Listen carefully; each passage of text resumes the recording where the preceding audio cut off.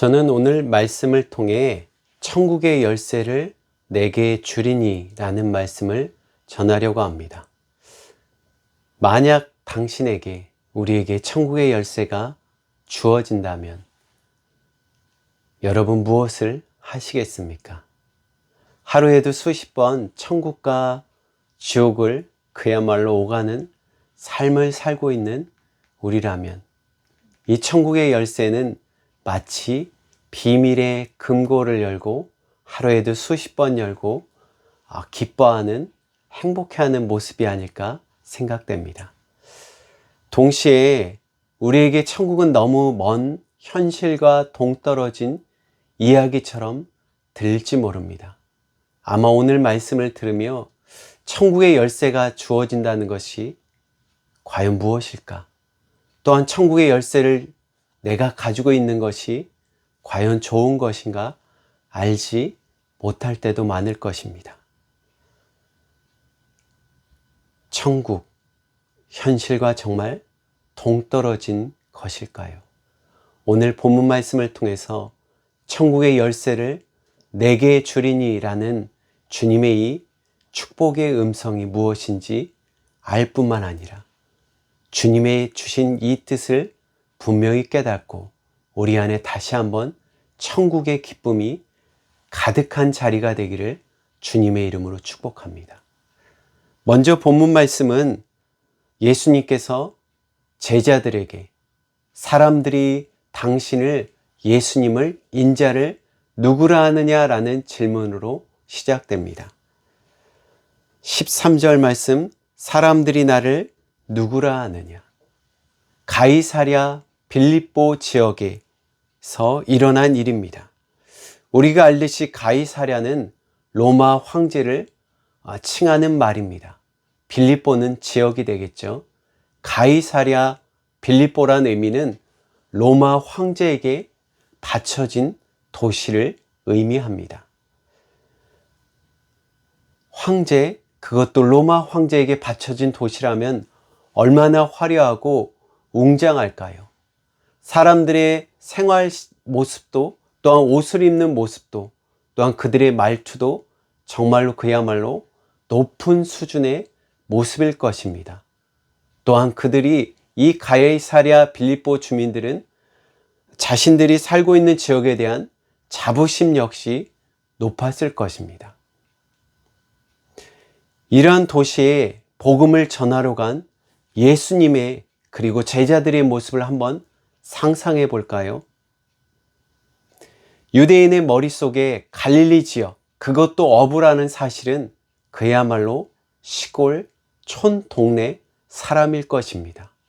더욱이 어부라는 말은 무식한 사람들의 모습이라고 생각할 것입니다. 먼 지역을 오가며 도보로 다니며 뜨거운 태양 아래 얼굴 피부도 까맣게 탔을 것이고 정말 땀으로, 물이 부족한 그 시대, 그 나라 가운데, 지역 가운데 땀으로 얼굴도 얼룩진 모습일 것입니다. 그야말로 사람들의 모습에, 일반적으로 예수님을 듣지 못한 사람들의 모습에 제자들과 예수님의 모습은 그야말로 시골 동네 아무개였을 것입니다. 그러나 예수님의 놀라운 기적과 말씀을 들은 사람들은 예수님에 대해서 아마 이렇게 이야기했던 것 같습니다. 첫 번째는 예수님은, 어떤 사람은 제자들 중에 이야기를 들어보니 어떤 사람은 예수님을 세례 요한이라고 하였습니다. 우리가 이전 말씀을 통해서 들은 것처럼 세례 요한은 광야에 머물며 그야말로 강력한 설교, 메시지를 통해서 수많은 사람들을 회개하게 하였습니다. 그냥 돌려서 이야기한 것이 아니라 당신이 하나님께 죄를 지었습니다. 당신의 그러한 거짓말 행동과 온갖 죄에 대해서 회개하지 않으면 분명히 벌이, 하나님의 벌이 임할 것입니다라고 정말 직설적으로 말하였습니다. 세례 요한의 이 설교에 수많은 사람들이 모여서 그의 발 앞에 엎드려 회개할 뿐만 아니라 정말 삶에 놀라운 변화가 일어났습니다. 그러나 우리가 분명히 알아야 될 것은 세례 요한은 자신은 메시아 그리스도가 아니며 주님의 길을 예비하는 자라고 분명히 말하였습니다. 그리고 그는 예수님을 가리켜 보라 세상 죄를 지고 가는 하나님의 어린 양이라고 분명히 고백하였습니다. 두 번째는 어떤 사람은 예수님을 엘리야라고 칭하였습니다. 엘리야는 구약의 대표적인 선지자입니다. 그의 강력한 설교에 사람들은 그를 따라왔을 뿐만 아니라 놀라운 것은 그가 우상을 섬기는 바알 선지자와 대결 가운데 하늘에서 불이 내려 우상 숭배하는 모든 자들을 정말 불로 처형하는 사건뿐만 아니라 그가 기도하였을 때 하늘에서 비가 내리는 놀라운 역사도 일어났습니다. 그야말로 사람들에게 바알이 하나님인지 우리가 믿는 하나님이 진짜 하나님인지 택하라고 사람들 앞에 당당히 외친 선지자였습니다. 심지어 그는 불말을 타고 살아있는 그대로 하늘나라로 승천한 선지자입니다. 그러나 그는 그리스도가 아닙니다. 또 어떤 사람은 예수님을 예레미야나 14절의 하반절에 보면 예레미야나 다른 예언자라 라고 말하였습니다. 예레미야 역시 구약의 대표적인 선지자일 뿐만 아니라 우리가 알듯이 예레미야는 눈물의 선지자죠. 그와 그의 나라 민족을 사랑하여 눈물로 그야말로 기도한 나라를 사랑한 선지자입니다. 그러나 그 역시 그리스도가 아닙니다. 이 모든 것을 종합해 볼 때 모두 놀라운 기적과 하나님께 놀랍게 쓰임받은 하나님의 종이며 하나님께서 역사를 일으킨 사람들입니다. 그러나 이 모두 그리스도가 아닙니다. 이제 예수님은 자신을 따르는 제자들, 그야말로 예수님과 동락하며 같이 전도를 할 뿐만 아니라 복음을 전하는 그 길을 동행하는 자이며 가장 가까이에서 예수 그리스도의 메시지, 말씀을 들을 뿐만 아니라 죽은 자가 살아나며 불치병자가 치료되는 놀라운 기적을 경험한 그들에게 주님께서 물어보십니다.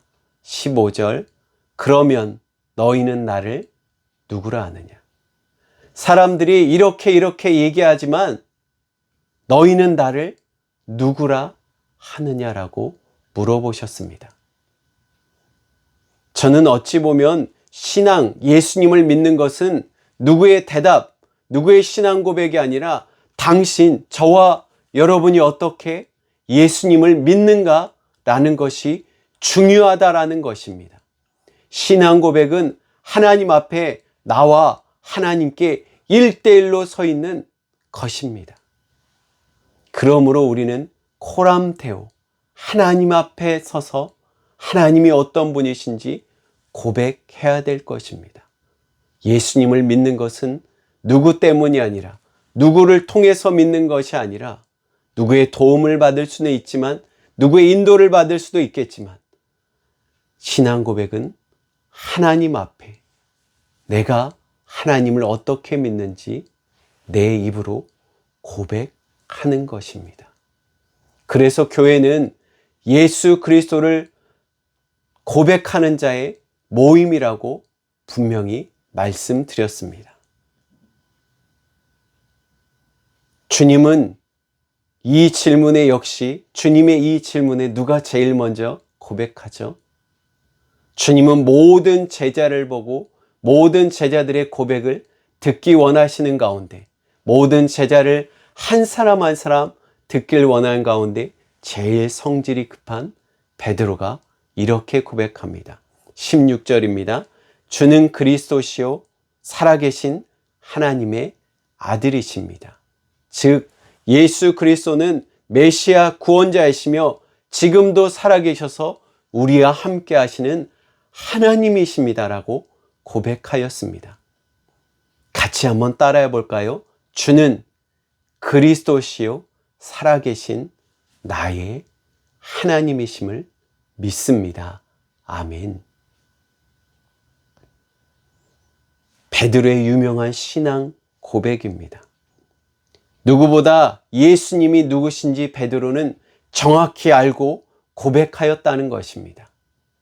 서두에서 언급한 것처럼 가이사랴 빌립보, 황제에게 바쳐진 도시이며 황제를 신으로 섬기는 이 도시, 황제의 큰 신상이 세워져 있고 수많은 신전이 가득한 이 곳에서 참신, 참 하나님이 누구신지 모르는 그 자리 가운데 누가 참 하나님이며 누가 참 신인지 물어보는 그 자리 앞에 주님께 베드로가 주는 그리스도시요 살아계신 하나님이시다 고백하였다는 것입니다. 코로나19 시대에 우리는 그야말로 우리 신앙의 밑바닥을 드러내고 있습니다. 예배의 모임이 점점 어려운 가운데 물론 영상 예배로 열심히 드리는 분도 있지만 많은 분들이 예배에 모이지 못함으로 오히려 기도의 자리가 또한 그 신앙이 거꾸러지며 신앙의 자신의 밑바닥의 모습을 보이는 가운데 세상 사람들이 교회에 대해서 예배에 대해서 어떤 평가, 교회가 잘못한 것, 그것에 대해 분명히 사과를 하고 있을 뿐만 아니라 우리는 공동체로 머리 대신 주님, 교회의 머리 대신 주님을 중심으로 잘못한 것에 대해 분명히 사회에 사과해야 될 것입니다. 동시에 세상의 모든 환난과 이 코로나 시대 가운데 누가 정말 하나님이신지, 내가 정말 누구를 의지해야 되고 이 어려운 가운데 내가 어떻게 나가야 될지 모르는 가운데 우리의 선택의 기로 가운데 우린 다시 한번 진심으로 주님만이 나의 하나님이시고 나를 인도하시는 분이라는 것을 고백하는 자리가 되기를 다시 한번 주님의 이름으로 축원합니다. 또한 베드로의 이러한 신앙 고백에 대해서 주님께서 얼마나 기뻐하셨을까를 상상해 봅니다. 주님은 이 베드로의 신앙 고백의 17절에 요한의 아들 시몬아 내가 하나님의 복을 받았다라고 기뻐하시며 그에게 그야말로 축원하십니다. 축복을 내리십니다. 정확한 신앙 고백 위에 바른 교회가 세워진다는 사실을 다시 한번 보게 됩니다. 반대로 잘못된 신앙 고백, 하나님에 대한 오해의 신앙 고백은 하나님을 두려워하는 자리로 가게 한다라는 사실입니다. 마치 엄한 아버지 하나님만 아는 자에게 하나님은 늘 두려워하는 분이 될 것입니다. 또한 반대로 너무 사랑이 많은 하나님으로만 생각했을 때 우리는 죄에 대해서 하나님께서 또 용서해 주실 거야, 죄에 대해서 둔감해지지 않는가라는 것도 보게 됩니다. 그러므로 하나님의 말씀에 기초한 신앙 고백, 하나님께서 어떻게 자신을 말씀하시는지, 우리가 믿는 하나님이 누구신지 정확히 알 때 정확한 신앙 고백이 이루어지며 이러한 정확한 신앙 고백 위에 주님의 교회가 세워지는 줄 믿습니다. 저는 이러한 모습에서 초대교회는 정말로 생명을 걸고 신앙 고백을 했잖아요. 만약에 거짓으로 믿는 자가 그곳에 있었다면 고발로 말미암아 그들은 생명을 거는 가운데 주님을 고백하였습니다. 정말 예수 그리스도를 믿는 자를 이 공동체로 받아들이며 그곳에 참 교회가 세워졌다라는 사실입니다. 저는 그런 의미에서 다시 한번 우리가 하나님을 어떻게 알고 있는지, 내가 알고 있는 하나님이 어떤 분이신지 다시 말씀을 통해 말씀 가운데 나타나신 하나님을 바르게 정확한 신앙 고백을 하는 그러한 참된 교회가 세워지는, 참된 교회가 되는 우리 모두가 되기를 축복합니다. 또한 우리가 잊지 말아야 할 것이 있습니다. 그것은 베드로의 정확한 신앙 고백은 그의 신앙 고백, 그의 의지로 말미암은 신앙 고백이 아니라 하나님의 은혜라는 사실입니다. 하나님께서 만약에 주시지 않는다면 이 고백을 할 수 없다라는 것입니다. 주님은 베드로에게 17절 말씀에 이렇게 말씀하셨습니다. 이를 내게 알게 한 것은 내 혈육이 아니요 하늘에 계신 내 아버지니라. 즉 이를 알게 한 것은 그의 혈육, 그의 부모나 친척, 친족들에 의한 것이 아니라 책이나 어떤 선생의 교사에 의한 것이 아니라 하늘에 계신 하나님께서 알게 하시고 고백하게 하셨다는 것입니다. 이 말씀을 통해 믿음도 우리의 것이 아닙니다. 그러므로 우리는 하나님을 믿는 것에 대해 감사할 뿐만 아니라 자부심을 가질 뿐만 아니라 교만한 것이 아니라 오히려 주님께 겸손한 자가 되어야 될 줄 믿습니다.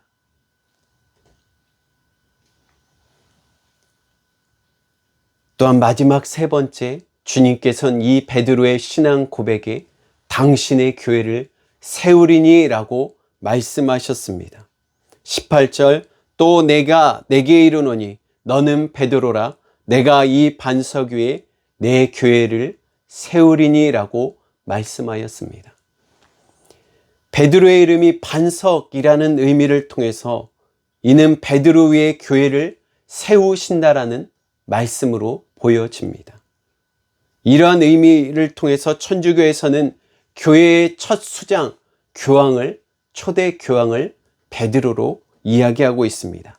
그러나 이 말씀은 베드로가 교회의 시작인 것을 말하는 것이 아니라 제자들을 통해 교회가 세워진다라는 사실입니다. 다시 말해 베드로처럼 베드로의 신앙 고백 위에 예수 그리스도를 하나님으로 구세주로 고백하는 신앙 고백 위에 교회가 세워진다라는 것입니다.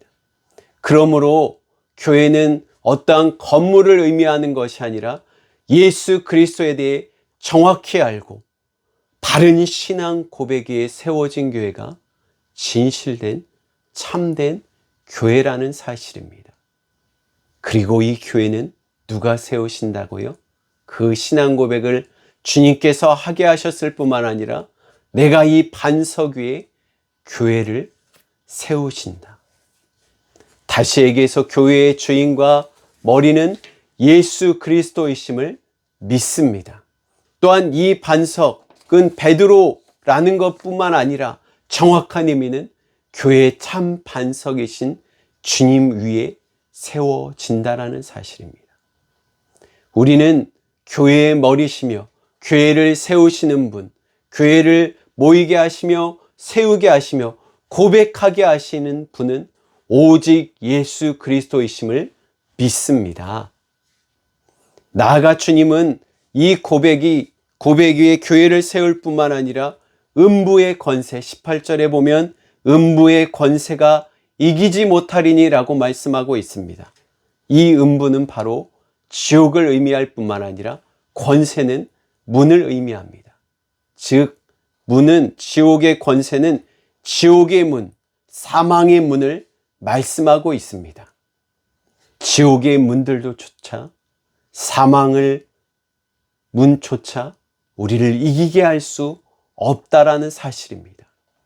보다 쉽게 주석을 통해서 보면 지옥이 아닌 구원의 길인 천국을 말씀할 뿐만 아니라 우리가 여전히 연약하며 나약하며 그야말로 신앙의 밑바닥을 드러내는 이 상황 가운데도 우리를 끝까지 사단의 유혹, 지옥의 문 같은 모든 유혹 가운데도 결국 이기게 하시게 한다는 말씀인 줄 믿습니다.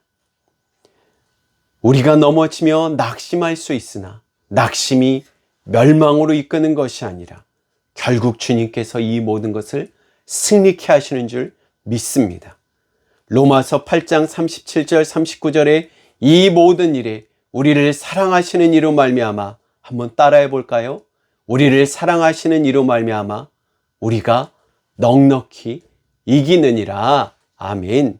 사망이나 천사나 그 어떤 것도 우리를 사랑하시는 그리스도 예수의 사랑 앞에 끊을 수 없다라는 사실입니다. 지옥의 문, 사망의 문을 깨트리신 주님께서, 사망을 이기신 주님께서, 부활하신 주님께서 우리를 승리케 하시고 우리와 동행하시고 이 모든 것을 이겨나가게 하실 줄 믿습니다. 아멘. 주님께서는 또한 이것이 다가 아니라 신앙 고백한 베드로뿐만 아니라 신앙 고백하는 모든 교회에게 천국의 열쇠를 주신다고 하셨습니다. 19절, 천국의 열쇠를 내게 주리니 내가 땅에서 무엇이든지 매면 하늘에서도 매일 것이요 내가 땅에서 무엇이든지 풀면 하늘에서도 풀리리라. 아멘. 천국의 열쇠는 결국 확실한 구원의 보장을 말씀하고 있습니다. 이뿐만 아니라 어떤 이는 이 천국의 열쇠를 마치 모든 것을 열 수 있는 만능 열쇠를 의미함을 말하고 있습니다. 모든 문제를 여는 열쇠, 모든 문제를 닫을 수 있는 열쇠를 의미하고 있습니다. 이 열쇠를 누구에게 준다고요? 예수 그리스도를 주님으로, 또한 나의 구세주 살아계신 하나님으로 믿는 자에게 주신다는 사실입니다. 어떤 주석가는 이를 기도라고 말하고 있습니다. 네, 기도 역시 하나님과 우리를, 천국과 우리를 연결하는, 하나님이 계신 천국과 우리를 연결하는 통로가 될 것입니다. 그러나 기도는 단순한 우리의 욕망을 실현하는 도구와 열쇠가 아니라 하나님과 소통하며 그분과의 관계를 이어가는 하나님과 관계를 의미합니다. 또한 이 기도는 결국 하나님의 뜻을 깨달을 뿐만 아니라 그 뜻에 순종하는 자리가 되어야 되는 것이 바로 기도라는 사실입니다.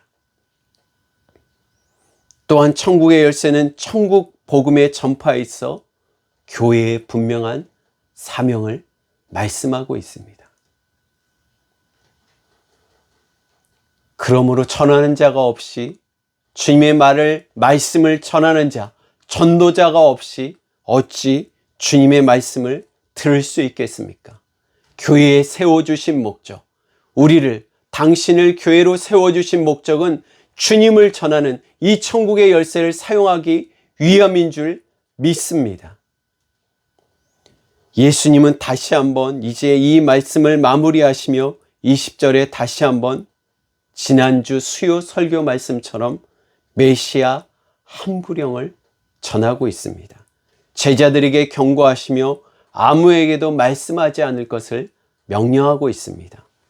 메시아 함구령, 즉 제자들의 마치 자신의 천국의 열쇠, 권세를 가진 것처럼 우쭐하지 않을 뿐만 하고 우쭐하지 않게 할 뿐만 아니라 교만을 꺾고 겸손하게 하고, 또한 하나님의 때를 기다리며 복음의 방해를 받지 않게 하기 위함입니다. 이제 저는 말씀을 정리하며 두 가지로 정리하려고 합니다.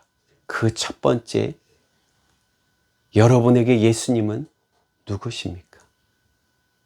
지금의 어려운 상황 가운데, 예배가 어려운 상황, 개인적인 어려운 상황 가운데 누구를 의지할지, 누구를 정말 하나님으로 섬겨야 될지, 이 기로 가운데